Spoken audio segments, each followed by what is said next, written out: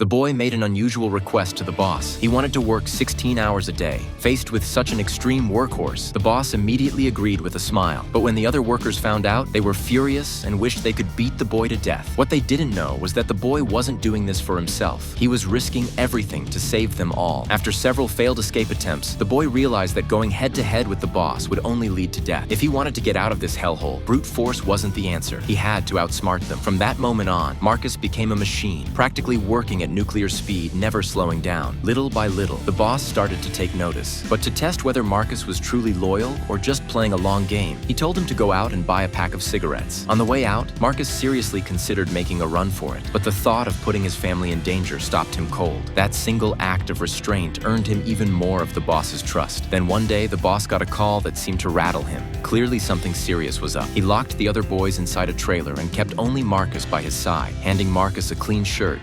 The boss told him that someone from the Labor Bureau would be coming to inspect the place. He warned Marcus not to say anything stupid, or his family would pay the price. When the inspector entered the dorm, he immediately commented on how filthy the living conditions were. Marcus quickly jumped in, claiming the mess was only because the boys were too lazy to clean up. He insisted the boss actually treated them really well. After that incident, Marcus's standing rose even higher in the boss's eyes. He was promoted from grunt labor to bookkeeper, and the boss even started taking him along to business meetings, dressing him in new clothes. But back at the factory, the boys who had arrived with Marcus started to hate him. They saw him as a traitor who had turned his back on his own people. Later, the boss brought Marcus to a warehouse filled with young men just like him, migrant workers from rural areas who'd been lured to the city with false promises and then trafficked into forced labor. The boss told Marcus to pick 3 of them to be locked up and transported back to the factory. Then they went to another location and purchased 2 young girls. But just as they were getting ready to leave, one of the men Marcus had picked tried to escape. In a flash, Marcus sprang into action like an arrow loosed from a bow, tackling the man and dragging him back. That only deepened the boss's trust, so much so that he even put Marcus in charge of trafficking the girls. After completing the job and receiving $20,000, Marcus was torn. Should he run with the money? It was enough to buy a house and start a new life. But after a brief struggle with himself, Marcus decided not to act rashly, because in the end, money wasn't the real goal. Freedom for himself and his fellow captives was.